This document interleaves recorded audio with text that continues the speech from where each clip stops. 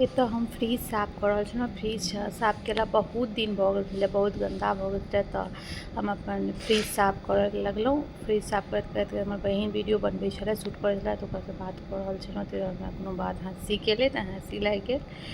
Fridge सब साफ सुथरा रहै छै तऽ ज़्यादा नीक लागै छै, ताहि दुआरे फ्रिज सब साफ केनाइ जरूरी रहै छै।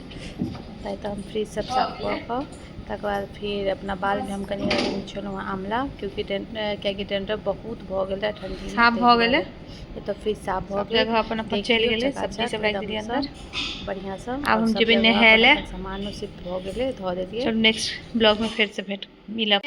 खाना में देखियो हमर माँ की सब बनेलकै है। आलू के चोखा छै,